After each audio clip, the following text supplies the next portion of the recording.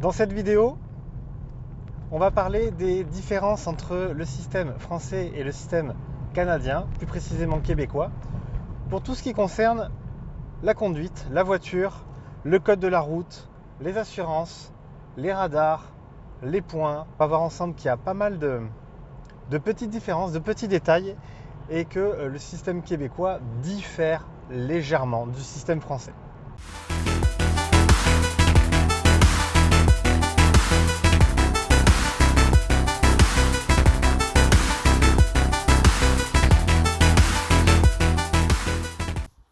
Je suis en plein reportage dans un endroit exceptionnel, un endroit où vous n'allez pas le croire, un carrefour où il y a 4 stops. Je vais vous montrer les 4 stops. Voilà, premier stop, deuxième stop, troisième stop ici et le 4e stop ici. Très rare en France, c'est compliqué, la priorité, etc. Mais au Québec, il y en a partout. Et je vais vous expliquer ça.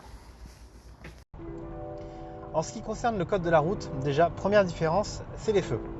Alors les feux, déjà au Québec, on ne dit pas un feu, on dit une lumière. Voilà, c'est une lumière. Le feu est bien souvent de l'autre côté du carrefour, un peu comme aux États-Unis. Nous en France, on a tendance à l'avoir devant, proche de nous. Vous avez déjà eu le cas où vous devez vous pencher comme ça pour regarder la couleur du feu. Eh bien, au Québec, généralement, le feu, il est en face. Donc voilà, il y a ce petit changement déjà où il faut s'y habituer. Ensuite, au feu rouge, en France, vous n'avez pas le droit de tourner à droite. Sauf s'il y a un feu clignotant à droite, qui c'est très rare, vous avez déjà vu.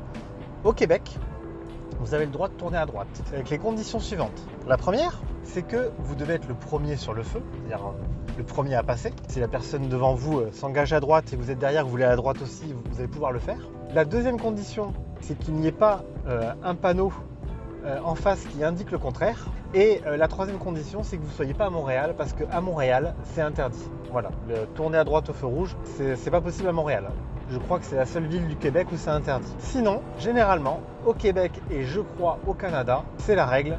Vous pouvez tourner à droite si vous êtes au feu rouge. Bien sûr, vous regardez s'il n'y a personne.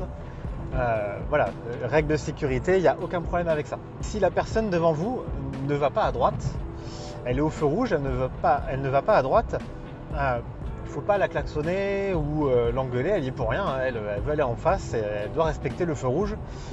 Au Québec, on est respectueux, on ne va pas s'amuser à klaxonner la personne. L'autre différence, je vous en ai parlé en début de vidéo, ce sont les stops.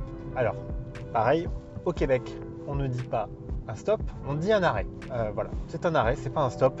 Le Québec a tendance à bien franciser certains mots anglais, alors qu'ils font l'inverse sur d'autres mots, mais bon, bref. Donc pas de priorité au stop. Le premier qui arrive au stop sera le premier à passer. Donc pas de priorité à droite, comme c'est le cas en France.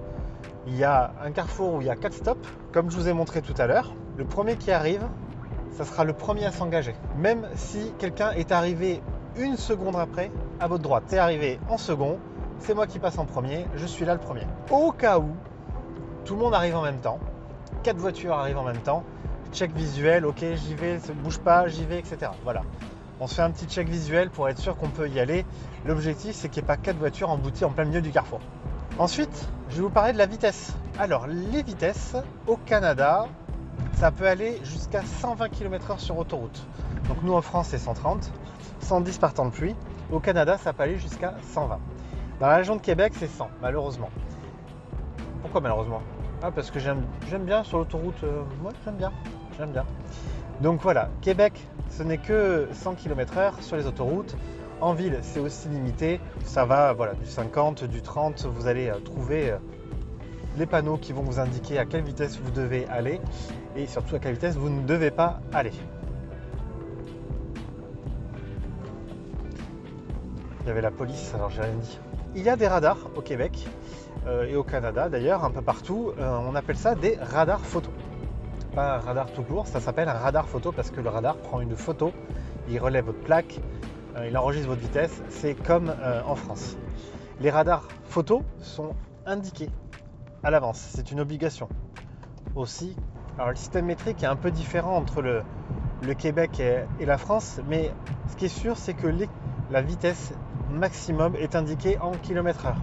Et d'ailleurs, si vous arrivez Alors de l'États-Unis, je suis sûr, mais d'une autre région qui est du coup en miles par heure. Quand vous passez la frontière de la région du Canada ou la frontière États-Unis-Canada, la correspondance est affichée au moment où vous passez la frontière. C'est-à-dire que si c'est 100 km/h, vous êtes sur une autoroute, vous passez la frontière, c'est 100 km/h max, il va y avoir l'équivalence en miles par heure parce que votre compteur de voiture affiche en miles par heure. Concernant les feux, les lumières, il se peut qu'il y ait des radars de feu rouge, des radars de lumière, donc du coup. Des radars de feu sont aussi indiqués à l'avance, comme en France, ou pas d'ailleurs. Je ne sais pas si en France, les radars de feu sont indiqués à l'avance. Toujours est-il que ça existe aussi au Québec. Et bien entendu, ils vont surveiller les carrefours à feu rouge où vous avez interdit de tourner à droite, comme je vous avais expliqué tout à l'heure. Maintenant, d'autres petites différences au niveau du code de la route. Sur les autoroutes, il n'y a pas de numéro de sortie. C'est-à-dire que si vous êtes à la sortie 58, qui correspond à la borne kilométrique de l'autoroute 58 km, et que vous devez sortir à la sortie 65, il vous reste donc 7 km encore à faire. Les bus scolaires. Alors les bus scolaires, c'est un peu comme aux États-Unis, ce sont les bus jaunes, voilà. Quand un bus scolaire s'arrête et met en place ses warnings et déplie son panneau stop sur le côté, vous n'avez pas le droit de doubler le bus. Il faut même s'arrêter à 5 mètres du bus pour laisser la place aux enfants qui auraient besoin de traverser. Le bus va rester tant que les enfants n'ont pas traversé la route. Et si vous êtes en face, vous n'avez pas le droit de croiser le bus non plus. Donc, vous arrivez en face, vous voyez un bus qui s'arrête, qui déplie son panneau stop, hop, vous arrêtez. Tout le monde s'arrête, c'est la règle. Et si vous avez moins de 23 ans et que vous avez le malheur, par exemple, de croiser un bus alors qu'il est en mode « je m'arrête, feu de détresse », etc., vous perdez votre permis directement. Voilà, la sanction est très sévère. Un passage piéton bande jaune. Alors en France, on pourrait penser que c'est un passage piéton temporaire parce qu'il y a des travaux. Au Québec, un passage piéton bande jaune, c'est priorité absolue aux piétons sur tous les autres véhicules. Au Canada, plus précisément au Québec, il est interdit de fumer en voiture, présence de mineurs dans la voiture, il est interdit de fumer. Alors, c'est aussi le cas en France, j'ai découvert ça, je ne le savais pas, mais je préfère le préciser. Il faut savoir que le Canada a été le premier pays à supprimer la cigarette dans l'avion pour les vols intérieurs et extérieurs. Donc tous les vols d'avion qui rentraient au Canada, il était interdit de fumer. Et tous les vols qui partaient du Canada dans un autre pays, interdit de fumer aussi. Et bien entendu, les vols intérieurs, interdit de fumer. Donc ils sont très à cheval sur la cigarette. J'ai cru voir, mais j'ai pas trouvé de news là-dessus, qu'ils prévoyaient de couper la cigarette totalement en voiture. En tout cas, il est interdit de se droguer en voiture, ça c'est sûr. Les péages, alors il y a beaucoup moins de péages qu'en France. Je crois que ce sont plus des péages barrières, c'est-à-dire que de temps en temps il y en a un, mais on paye one shot, il n'y a pas un ticket d'entrée, un ticket de sortie où on paye. Donc beaucoup moins de péages, ça c'est top. Et après, Québec, donc on parle français. Il y a aussi la langue anglaise qui est présente. Certains panneaux affichent les deux langues. Par exemple, un panneau stop, vous allez voir écrit stop et en dessous écrit arrêt.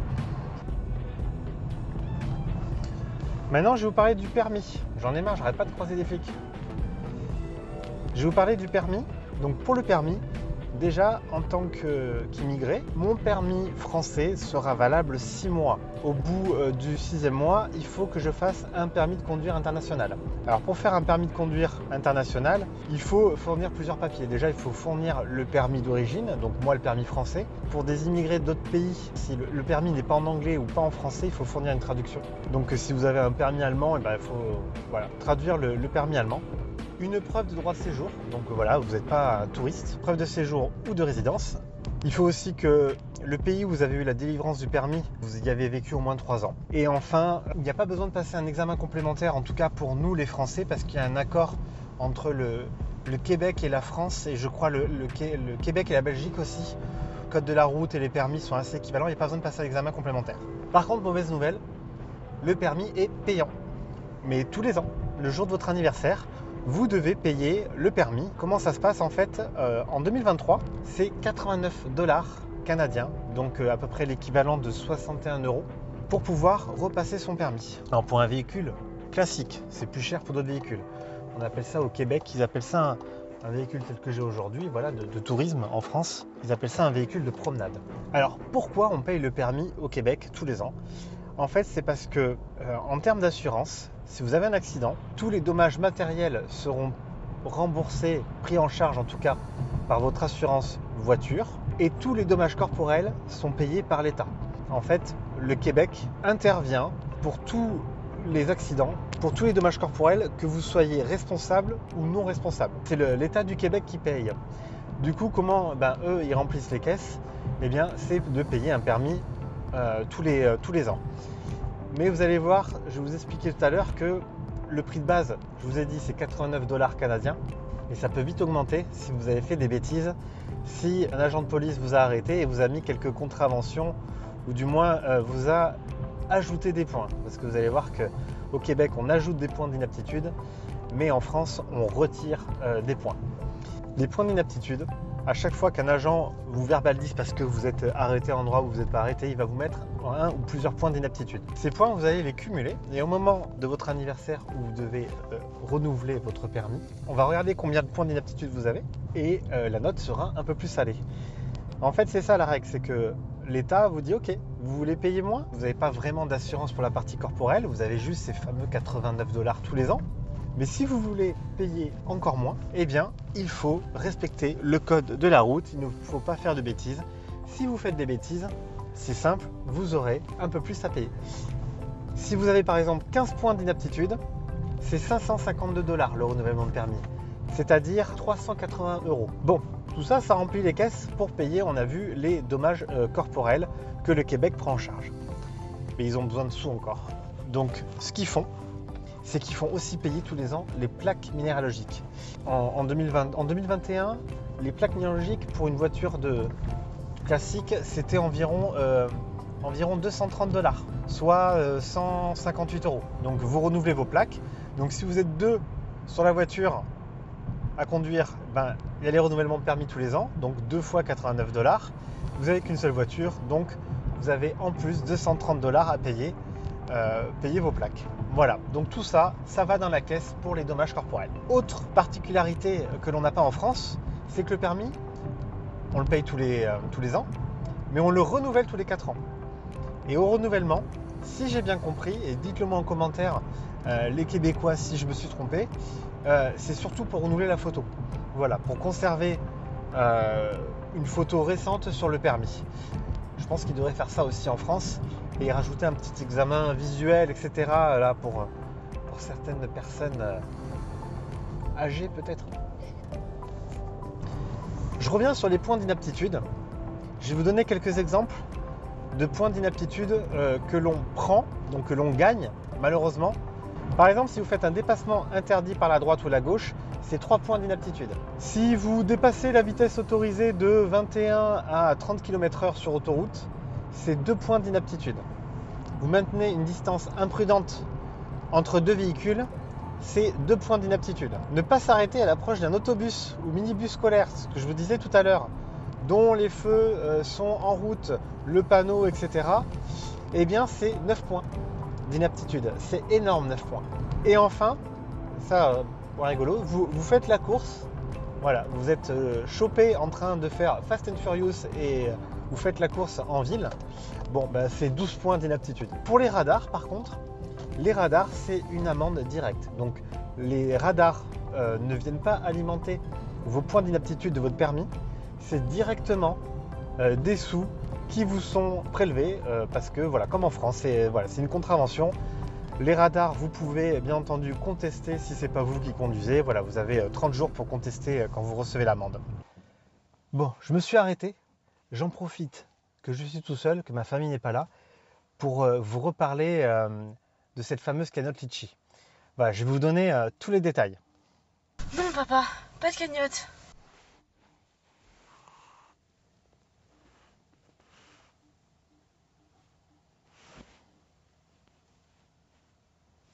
Bon, pas de cagnotte. Maintenant, je vais vous parler des voitures que l'on trouve au Québec. Je vais vous parler des voitures, déjà le top 5 des voitures qu'on peut trouver. Top 1, c'est la Ford Série F. Top 2, la Honda Civic. En 3 et 4, on trouve Toyota avec le RAV4 et la Corolla.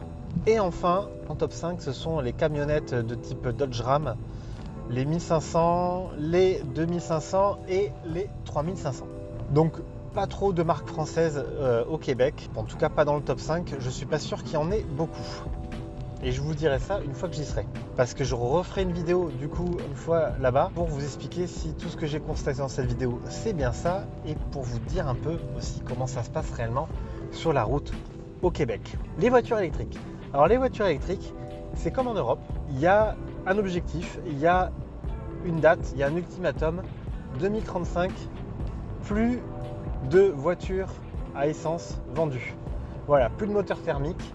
Ça va être uniquement des voitures électriques qui vont être vendues. Donc ça commence à grimper, le taux de voitures électriques sur le parc automobile du Québec commence à grossir. Moi je me suis posé la question de savoir comment ça se passait avec les batteries. On sait que les batteries ça tourne moins bien, ça se vide plus rapidement quand il fait froid. Et bien en effet, le froid a un impact sur la durée de conduite, mais il y a des astuces. La première, c'est que comme le froid peut diminuer jusqu'à 25% votre kilométrage possible de conduite sur votre batterie, ce que font les Québécois, c'est que, et d'ailleurs c'est aussi le cas je pense en Norvège où la voiture électrique est encore plus développée. Je crois qu'ils ont une deadline qui est beaucoup plus proche que 2035. Ils ont commencé eux il y a plus de 10 ans à commencer à bannir les voitures thermiques. Mais la première astuce, pour y revenir à ça, parce que je parle, mais si j'oublie ce que je dois dire, qui êtes-vous? La première astuce, c'est de chauffer la voiture. Il fait froid dehors, vous démarrez, vous chauffez la voiture parce qu'il fait moins 5 ou moins 10 dans la bagnole. Vous mettez le chauffage à fond, ça prend du temps. Donc ce que font les Québécois, c'est qu'ils démarrent la voiture et ils mettent à chauffer la voiture pendant que la voiture est branchée sur la prise électrique. Donc en fait, au lieu de consommer l'électricité de la batterie, on continue à consommer l'électricité du réseau. Donc ça, c'est une première astuce. Une fois que la voiture est chaude, vous allez pouvoir rentrer dedans, enlever au moins votre gros blouson, ou pas d'ailleurs. Vous débranchez la prise et vous pouvez partir. La deuxième astuce, c'est de gérer la programmation de la recharge. En fait, si vous chargez la voiture à une borne, la batterie va chauffer jusqu'à qu'elle soit complètement chargée. Après, elle ne chauffe plus. Et en fait, ce qu'il faut faire, c'est que il faut programmer pour que la charge se termine au moment où vous allez avoir besoin de la voiture. Donc c'est possible de le faire. Alors, je ne connais pas les voitures électriques, j'en ai pas personnellement. Mais d'après ce que j'ai compris, il est possible de programmer le moment où ça va charger la voiture. Ce qui fait que quand vous allez prendre votre voiture le matin, qui fait toujours moins 5, moins 10, allez, moins 20, soyons fous, la batterie sera chaude, très chaude. Parce qu'elle viendra juste de se terminer, de chauffer. Et le fait qu'elle soit très chaude, eh bien quand vous allez conduire et être dans le froid extérieur, elle va mettre beaucoup plus de temps à se refroidir et du coup elle va garder sa capacité, sa température nominale afin de pouvoir déployer les watts nécessaires à l'alimentation de votre moteur électrique. Donc voilà, ils sont malins au Québec. Ils disent ok, bon, il fait froid, comment on fait avec nos batteries? Ils ont des solutions. Maintenant, je vais vous parler de l'assurance. Et oui, l'assurance voiture, comme je vous l'ai dit, elle s'occupe uniquement des dommages matériels. Donc le dommage corporel, c'est l'État du Québec qui s'en charge. Donc la prime d'assurance, en moyenne, au Québec, alors en dehors de Montréal, parce que Montréal c'est beaucoup plus cher si vous habitez à Montréal, donc c'est 750 $ par an, environ 515 €. Si vous habitez Montréal, il faut rajouter facilement 300 $ canadiens, donc à peu près 206 €. Comme en France, le prix va augmenter si vous avez des accidents et même si vous faites ce qu'on appelle des réclamations. Voilà. Au Québec, ils appellent ça, dès que vous avez besoin de votre assurance parce que vous avez enfoncé une portière avec la tondeuse ou vous êtes rentré dans une personne, voilà, vous avez fait à l'amiable ou pas, mais voilà, vous demandez à l'assurance une réparation, vous faites une réclamation, plus vous en faites, plus la prime d'assurance va doubler. Et ça monte très très vite au Québec. Pour diminuer le coût, il faut faire jouer plusieurs assurances, plusieurs devis, magasiner des devis comme ils disent au Québec. Il faut aussi inclure l'assurance maison, etc. etc. Voilà. Plus vous mettez d'assurance dans la même société qui vous assure, moins ça sera cher. et éviter de faire des réclamations, bien entendu. Pour les pneus, alors, je ne sais pas si vous savez, mais au Québec, l'hiver, il neige. Voilà, c'est pas comme en France, où il neige de temps en temps, mais au Québec, il neige quasiment partout l'hiver, et donc les pneus hiver sont obligatoires du 1er décembre jusqu'au 15 mars. C'est amende, bien entendu, si vous n'avez pas vos pneus neige entre cette période. Donc les pneus neige sont obligatoires, ça veut dire quoi? Ça veut dire que si vous avez une voiture, vous devez 2 fois par an changer les pneus. Alors, vous pouvez rester avec vos pneus neige toute l'année, mais bien entendu, c'est pas du tout conseillé. Il faut mieux mettre les pneus. La belle saison, vous mettez vos pneus été et l'hiver, vos pneus hiver. Ok, maintenant vous avez une maison, un garage, super, vos pneus, vous pouvez les stocker. Vous êtes en appartement, vous n'avez pas de câble, vous n'avez rien, vous êtes un peu embêté. Bon, et bien là-bas, les garagistes proposent de garder vos pneus. Le jeu de pneus que vous n'utilisez pas, qui est hors saison, de les conserver, ça va de 40 à 80 $ à peu près canadiens, soit entre 27 et 54 € à peu près, pour qu'ils stockent 6 mois vos pneus. Et enfin, je vais vous parler du prix de l'essence. L'essence vaut environ 160 centimes de dollars canadiens, parce qu'en fait, le prix de l'essence là-bas est indiqué en centimes. Donc au lieu de dire 1,60 $, ils disent 160 centimes. C'est environ 1,10 €. Voilà. 1,10 €. Et oui, c'est beaucoup moins cher qu'en France. Et ça, c'est top. Surtout pour ceux qui font beaucoup de route. Le gasoil, c'est à peu près 1,60 € là-bas. 1,60 €, donc c'est 50 centimes plus cher le gasoil. Je ne vous cache pas que le gasoil n'a pas du tout la cote au Canada. Voilà, je vous ai fait un tour de tout.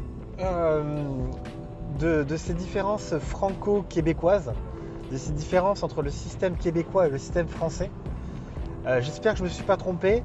Si j'ai dit des bêtises, n'hésitez pas à me le dire en commentaire. Voilà, toutes ces informations, c'est pour vous aider. Si jamais, Guillaume Canet, qui ne nous suit pas encore sur Instagram, je tiens à le dire, si Guillaume Canet veut conduire au Canada, avec Xavier Dolan par exemple, eh bien, il aura toutes les informations nécessaires pour ne pas se faire avoir, notamment avec cette histoire de feu rouge, ou pire, cette histoire d'autobus. Bonne journée à tous, bisous bisous.